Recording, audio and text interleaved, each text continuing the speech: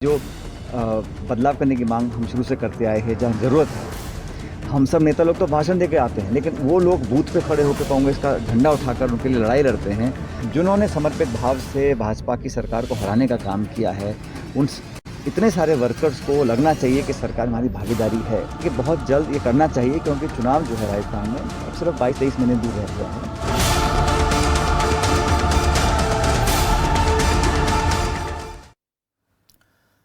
नमस्कार, खबर फास्ट पर बड़े मुद्दे के साथ मैं हूं भविष्य त्यागी। आज दिल्ली में सचिन पायलट और सोनिया गांधी के बीच हुई मुलाकात के बाद सचिन पायलट के तेवर और बॉडी लैंग्वेज साफ संदेश दे रही है कि राजस्थान कांग्रेस में चल रही खींचतान का गियर अब सचिन पायलट के हाथ में आ सकता है। दरअसल मुख्यमंत्री अशोक गहलोत के नेतृत्व वाली राजस्थान सरकार में 15 से 20 नवंबर के बीच कैबिनेट रीशफल किया जा सकता है, ये संभावनाएं हैं। गहलोत मंत्रिमंडल में जो बदलाव कांग्रेस करने जा रही है, उसमें एक नेता एक पद के फॉर्मूले की नीति को लागू किया जा सकता है। सवाल यह है कि राजस्थान कांग्रेस के बीच चल रही इस खींचतान के बीच सचिन पायलट आलाकमान तक अपनी बात पहुंचाने में क्या कामयाब हो पाए हैं? क्या जल्द होने वाले इस कैबिनेट रिशफल में गहलोत खेमे के कई मंत्रियों की छुट्टी हो सकती है? क्या एक नेता एक पद वाले इस फॉर्मूले से गहलोत और पायलट के बीच चल रहा विवाद थम जाएगा?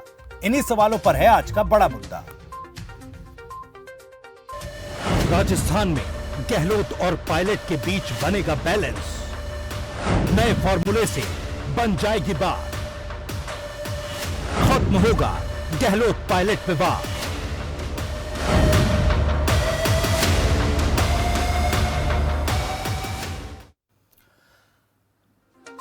तो कांग्रेस अध्यक्ष सोनिया गांधी से मुलाकात के बाद राजस्थान के पूर्व उप मुख्यमंत्री सचिन पायलट काफी जोश में नजर आए। पायलट की बॉडी लैंग्वेज से लगा कि कांग्रेस आलाकमान के साथ उनकी बातचीत काफी पॉजिटिव रही। इससे पहले मंत्रिमंडल में फेरबदल, संगठन में नियुक्तियों और राजनीतिक नियुक्तियों को लेकर मुख्यमंत्री अशोक गहलोत अपनी बात सोनिया गांधी के सामने रख चुके हैं। गहलोत से मुलाकात के बाद अब सचिन पायलट की भी मुलाकात हो चुकी है। ऐसे में अब गेंद आलाकमान के पाले में है। गहलोत कह चुके हैं कि आलाकमान जो कहेगा उन्हें वो मंजूर होगा। हाईकमान तय करेगा कि कब रीशफल होना है। हमने छोड़ दिया हाईकमान पर। जो मुझसे इंक्वायरी की गई राजस्थान के बारे में, मैंने ब्रीफ कर दिया है। सब बात है, ठीक है। और अजय माकन जी हमारे महामंत्री आते रहते हैं वहाँ पर, जी जी, उनको सारी जानकारी वहाँ पर है। मैं उम्मीद करता हूँ कि वो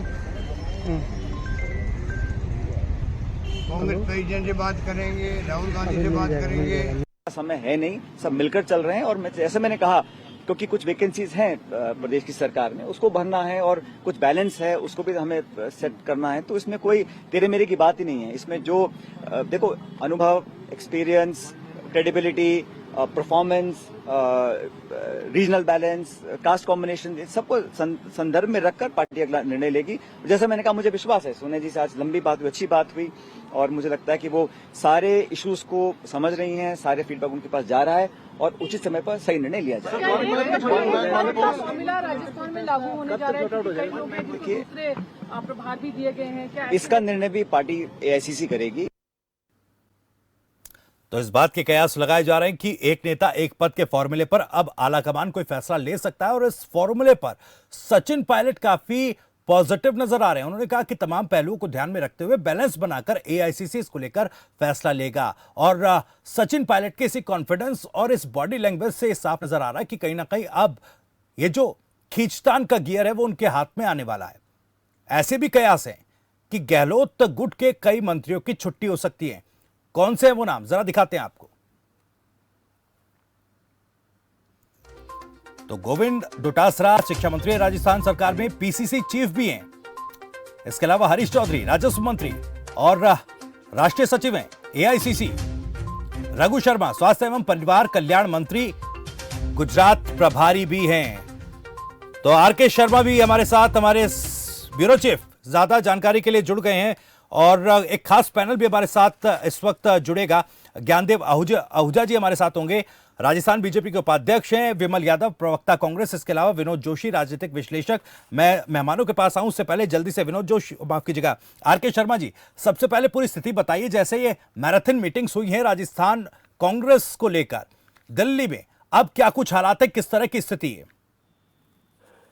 जी भैया, बिल्कुल राजस्थान में जो अभी जो प्रकरण चल रहा है पिछले 1.5 सालों से, जी वो जैसे गहलोत राजस्थान सीएम दिल्ली गए थे, कल सोनिया गांधी द्वारा मीटिंग हुई थी। जी उनका कहना एक ही था कि जो जो भी फैसला करेंगे अब सोनिया गांधी करेंगे, जी और एक व्यक्ति एक पद, उनका फॉर्मूला था। वहां जब बात हुई तो सोनिया गांधी द्वारा जब बात उन्होंने कही कि जो आपके कई मंत्री ऐसे हैं राजस्थान में, जी उनके पास 2-2, 3-3 पोर्टफोलियो है, जी। और कई जो विधायक है राजस्थान के, तो उनको आप पद क्यों नहीं दे रहे हो? जी। तो उनके हिसाब से जब इन्होंने मीटिंग करी तो उनमें एक निचोड़ निकाला गया कि मतलब एक व्यक्ति एक पद। जी तो अभी फिलहाल जो भी अब विषय में जो भी रणनीति बनने वाली है, सबसे बड़ी अहम बात जो है ठीक है। भवेश जी, जो आर के शर्मा जी, जो नाम सामने आ रहे हैं, गोविंद डोटासरा, हरीश चौधरी और रघु शर्मा का, क्या ये वो जो लोग हैं जिनकी छुट्टी हो सकती है? किस तरह की संभावना है, किस तरह के कयास हैं? कम शब्दों में समझाइएगा।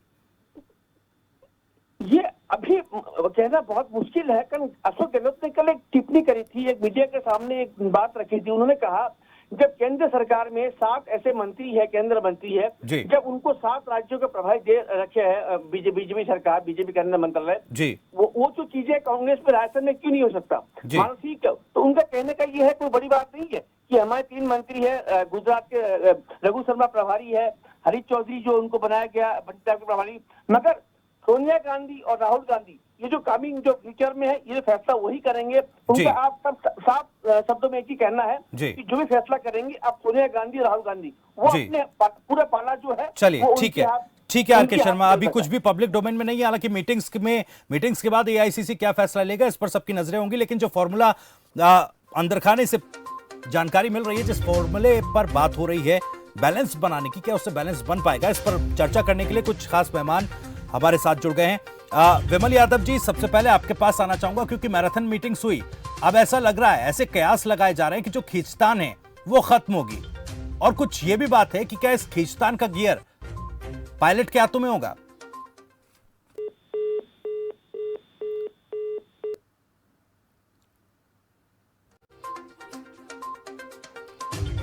लगता है संपर्क कट गया है। ज्ञानदेव आहूजा जी के पास चलूंगा, राजस्थान बीजेपी के उपाध्यक्ष है ज्ञानदेव आहूजा जी। ये जो स्थिति है कांग्रेस की, आपको क्या लगता है? क्योंकि देखिए, जिस तरह की स्थिति बनी थी एक वक्त जब पायलट समर्थक विधायक और खुद सचिन पायलट मानेसर पहुंचे थे, उस वक्त लगा था कि बीजेपी कहीं ना कहीं कोई खेल कर जाएगी। तब तो पूरी स्थिति को संभाल रही है कांग्रेस, आपका रिएक्शन चाहूंगा। ऐसा कि कांग्रेस कोई स्थिति को संभाल नहीं सकती जी। कांग्रेस का दिल्ली में अब केंद्रीय नेतृत्व बिग जीरो हो गया। राजस्थान से 3 मंत्रियों को अलग अलग प्रांतों का प्रभारी बनाया है जी। अब विस्तार के लिए, और कुछ लोगों को खुश करना चाहते थे, इनके प्रभारी अजय माकन 8 बार यहाँ घोषित करके गए जी कि केंद्र का मंत्रिमंडल का, राजस्थान का मंत्रिमंडल का विस्तार हो रहा है, निगम बोर्ड आयोग के अध्यक्ष बन रहे हैं, महामंत्री बन रहे हैं, और बहुत कुछ सारी घोषणाएं, सब लोग फ्यूज हुई जी और चूज हुई। अब गहलोत साहब मिले हैं श्रीमती सोनिया गांधी जी से, और अब पायलट साहब भी आज मिले हैं जी। मुझे लगता नहीं कि मंत्रिमंडल विस्तार में कोई संतुष्टि होगी, कांग्रेस में उल्टा फूट पड़ेगी जी। कांग्रेस में असंतोष बहुत है, अलग ही अलग तरीके से असंतोष है, और उस असंतोष पे निर्दलीय विधायक और बसपा के जो 6 विधायक मिले हैं जी, वो लोग भी आशा अपेक्षा बहुत बड़ा विश्वास लेकर चल रहे हैं कि हम मंत्री बनेंगे जी। अब वो उनमें से कोई मंत्री बनाएंगे तो पायलट साहब के या गहलोत साहब के लोग जाएंगे जी। अब पायलट और गहलोत साहब का लोग जाएंगे तो असंतोष और बढ़ेगा। मंत्री बनने के लिए बहुत लोग लालायत हैं, जब 3 साल हो गए, जी। जब 3 वर्ष हो गए, जस्टिस डिले जस्टिस डिनाई, अब बचे हैं 2 साल। माननीय वसुंधरा जी ने भी आखिरी 3 साल में विस्तार किया था तो सरकार जाती चली गई, और ये गहलोत साहब के जाने के दिन और राजस्थान सरकार की कांग्रेस के जाने के दिन है, इसलिए उनको यह सब लग रहा है कि अब कुछ न कुछ करना चाहिए, अब कुछ न कुछ करना चाहिए, लेकिन रिजल्ट आएगा तो निराशाजनक आएगा। नहीं, सरकार का टेन्योर पूरा होने से पहले सर जो संभावनाएं आप तलाश रहे थे, ऐसा लग रहा है मीटिंग के बाद वो संभावनाएं आपके लिए खत्म हो गई हैं, 2 साल का इंतजार करना पड़ेगा। संभावनाएं खत्म है, और संभावना खत्म होने में अब केंद्र खुद लड़खड़ा रहा है जी। तो केंद्र के पास कोई उचित लीडर बचे नहीं है, इसलिए राजस्थान के 3 मंत्रियों को प्रभारी बनाया। आश्चर्य है, ये पहली बार हुआ है अब क्यों हुआ वो तो कर कांग्रेस की पार्टी आपस में जाने, लेकिन बहुत हताशा, निराशा, कुंठा और आक्रोश है। उस हताशा में से कांग्रेस में फूट पड़ेगी, ये मेरा विश्वास है। जी चलिए हाँ जी। विमल यादव जी, मैं पहला सवाल आपसे लेना चाह रहा था लेकिन आपका संपर्क उस वक्त नहीं हो पाया, लेकिन वही सवाल क्या है, जो ये खींचतान और ये मैराथन मीटिंग जो चल रही है वो खींचतान खत्म हो पाएगी या इस खींचतान का गियर जो है सचिन पायलट के हाथ में होगा?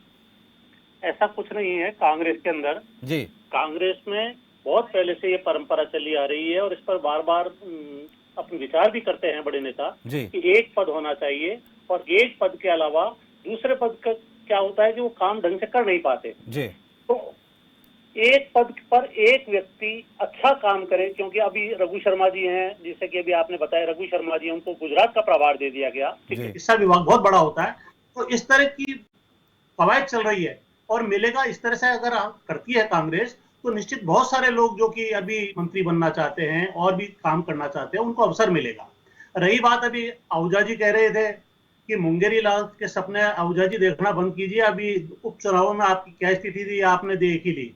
कांग्रेस तो अब जो प्रयास कर रही है, जो रोड मैप लाई है, वो आने वाले जो एक परंपरा चल रही थी, कभी कांग्रेस कभी भारतीय जनता पार्टी कभी कांग्रेस अब की बार उस परंपरा को तोड़ेगी और आने वाले समय में भी कांग्रेस दोबारा आएगी। ठीक है सर, आप जो कह रहे हैं जो एक नेता एक पद वाला फॉर्मूला है उसकी आप वकालत कर रहे हैं और काफी पॉजिटिव इस पर सचिन पायलट भी नजर आ रहे थे, यानी ये माना जाए कि इस पर विचार कांग्रेस आलाकमान करेगा।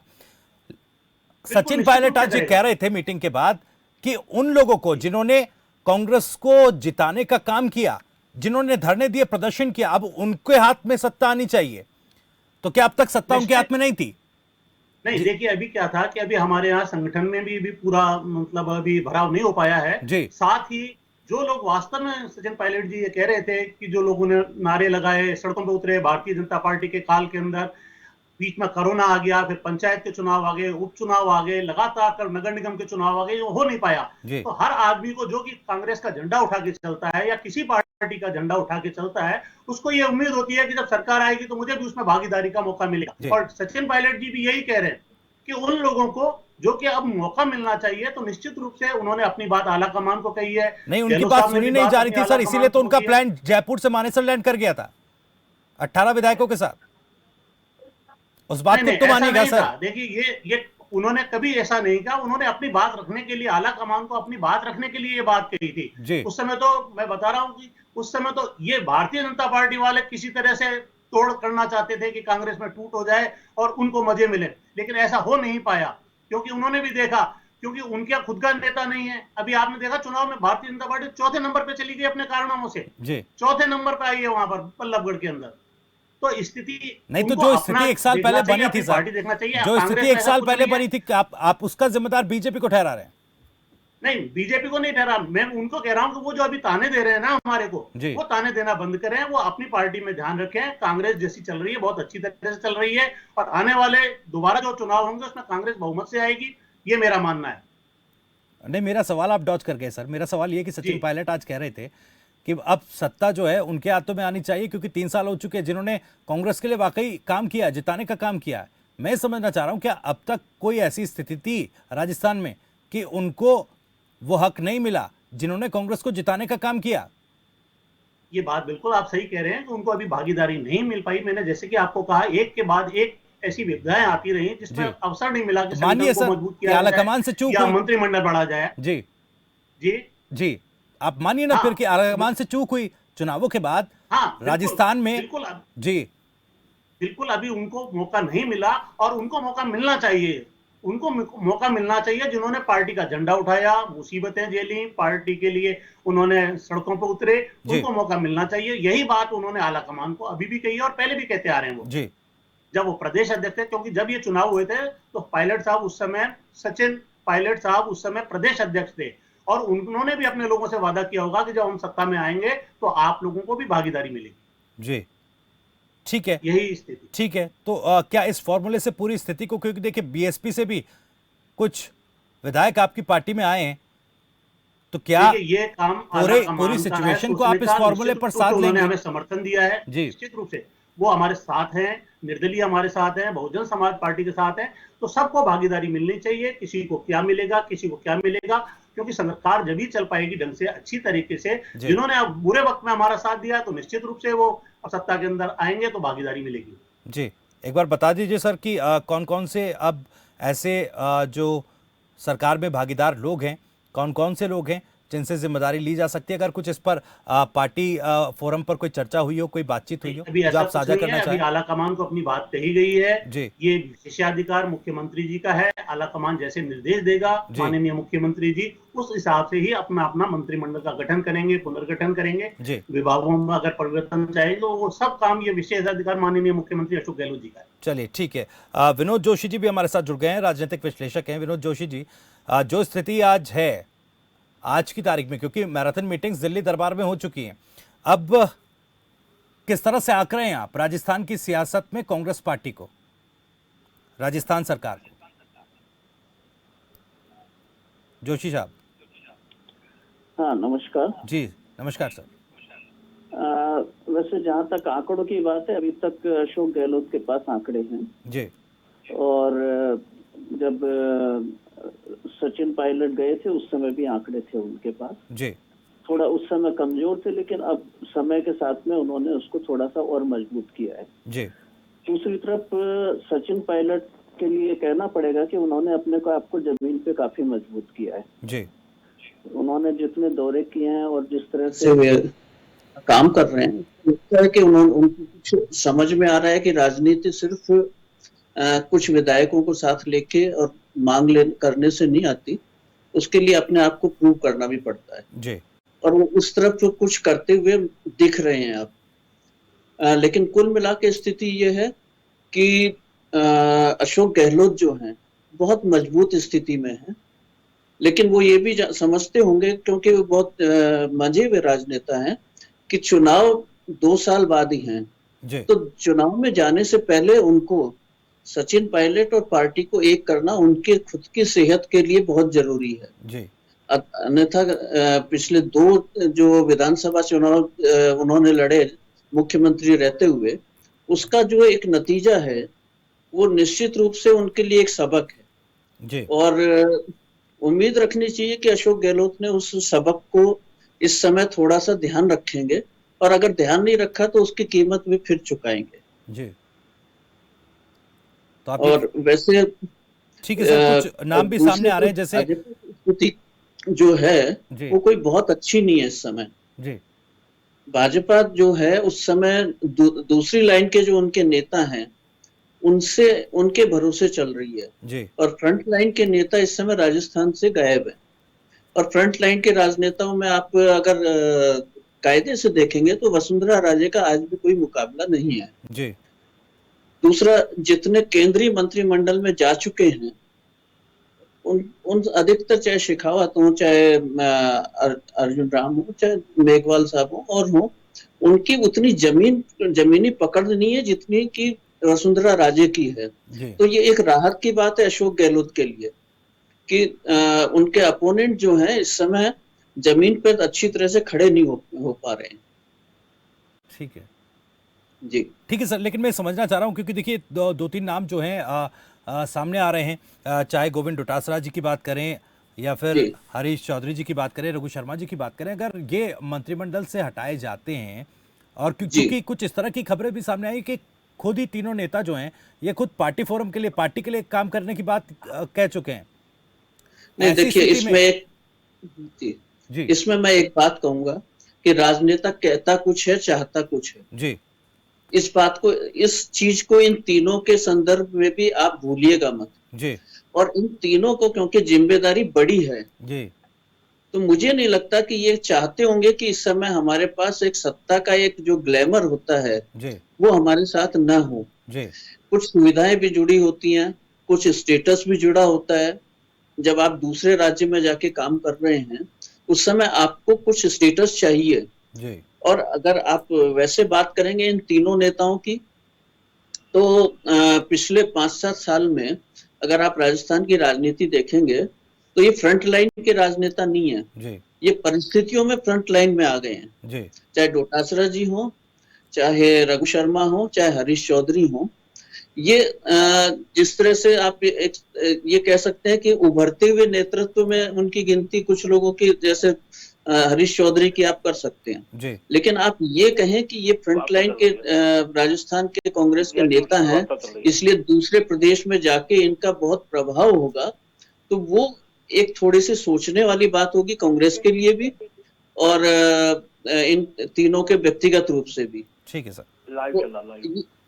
ये निश्चित रूप से चाहेंगे कि इनके पास में ये एक पोजीशन रहे, सत्ता का एक ठप्पा रहता है, वो बहुत बड़ा होता है राजनीति में। ठीक है वो सर। रहे और उसके साथ में वे जाके अपने जो उनको काम मिले हैं वो काम करें। ठीक है सर, बिल्कुल वापस लौटूंगा आपके पास। ज्ञानदेव आहूजा जी, आप विमल यादव जी शिकायत कर रहे थे कि आप ताना तो मार रहे हैं, लेकिन देखिए विनोद जोशी जी जैसा बता रहे हैं कि राजस्थान में फ्रंटलाइन में कांग्रेस के वो नेता आ गए हैं जो नहीं थे, लेकिन आपके फ्रंटलाइन जो नेता हैं वो तो पीछे हैं। ऐसा है कि श्रीमान अशोक गहलोत साहब पर आए पहले जी, उन्होंने एक और घोषणा पत्र में चेहरा आगे रख करके कभी परशुराम जी मदेरणा का राष्ट्रीय प्रदेश अध्यक्ष, और उनको धोखा देके खुद मुख्यमंत्री बने। फिर सीपी जोशी साहब को भी धोखा दिया जी। अब उन्होंने सचिन पायलट साहब को धोखा दिया। मारवाड़ी सेठ चूंकि दुनिया में नहीं देश में ही है, तो देश में मारवाड़ी सेठों से हमारे स्वर्गीय सुखाड़िया जी पूर्व मुख्यमंत्री जी की तरह इन्होंने इतना संपर्क साधा है।